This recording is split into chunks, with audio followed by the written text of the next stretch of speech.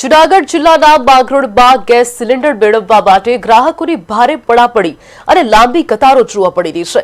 Gas agency પર સર્જાયેલી અંધાધૂનીને કાબૂમાં લેવા માટે પોલીસ તૈનાત કરવાની ફરજ પડી છે। સવારના 7 વાગ્યાથી જ ગ્રાહકો સિલિન્ડર માટે લાઇનમાં ઉભા રહેવા મજબૂર બન્યા છે। ગ્રાહકોની મુખ્ય સમસ્યા 25 દિવસના અંતરાલની શરત છે, જેમાં લોકોનું કહેવું છે કે સંયુક્ત પરિવારોમાં એક સિલિન્ડર માત્ર 15 દિવસમાં વપરાઈ જાય છે, જ્યારે બાકીના 10 દિવસ રસોઈ કેવી રીતે બનાવવી તે એક મોટો પ્રશ્ન બની ગયો છે।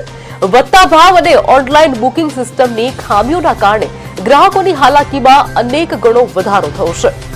તંત્રની આ નીતિ સામે લોકોમાં ભારે અસંતોષ અને આક્રોશ જોવા મળી રહ્યો છે।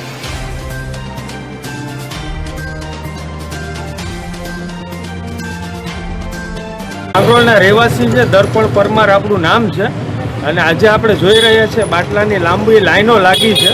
જે માણસ વહેલી સવાર 7 વાગ્યાથી ઊભે છે ત્યારે 11-12 વાગ્યા આસપાસ એમનો વારો આવે છે।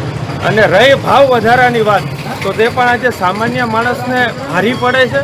એમના માટે પણ સરકારને થોડું વિચારવું જોઈએ।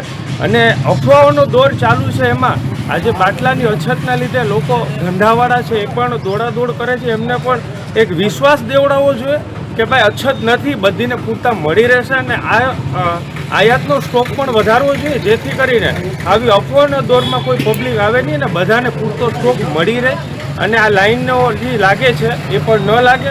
એટલે આ ગૃહિણીઓને ખાસ કામની વસ્તુ છે, એટલે એમનો સમય સંજોગમાં સારો એવો ઉપયોગ થઈ શકે એનો પ્રયત્ન। નિલેશભાઈ, Yamuna Indian gas agency Mangrol proprietor.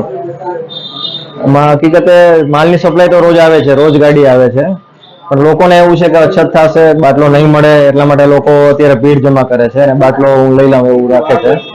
હકીકતે બાટલા આવે જ છે અને સપ્લાય ચાલુ જ છે, બધાને આપણે ગામમાં સિટીમાં ડિલિવરી પણ ચાલુ છે અને અહીંયા લેવા આવે એમને પણ બાટલા આપણે આપીએ જ છે।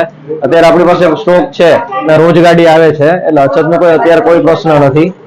બુકિંગ માટે સરકારે દિવસ વધારેલા છે, જે 26-27 દિવસ સ્ટોક જળવાઈ રહે એટલા માટે વધારેલા છે। બધાને ગેસ મળી રહે એ માટે વ્યવસ્થા સરકાર કરે જ છે, રોજે રોજ ગાડી